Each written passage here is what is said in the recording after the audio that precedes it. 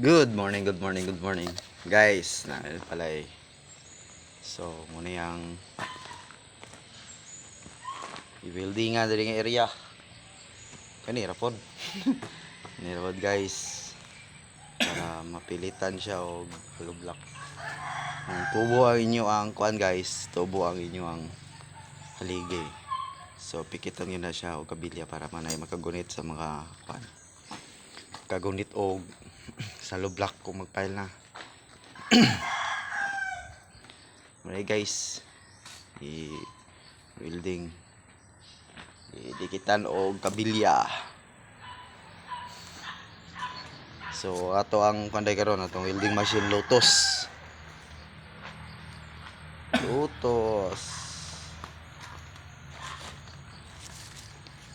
Dayon para solid good. 60-13 ang rod.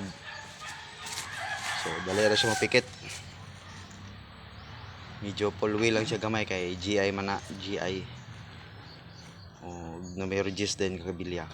Pero di siya dugayon kay mabangag man pod. So maning himuon na og layout guys. Duha ka CR. May division.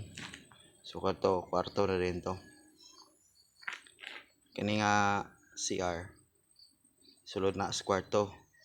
Kani mo ay CR sa gawas.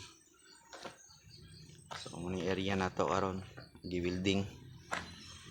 So igo lang. Sige, mura to. Daghang salamat. Welcome to vlog. This is Point Breaker. What's up?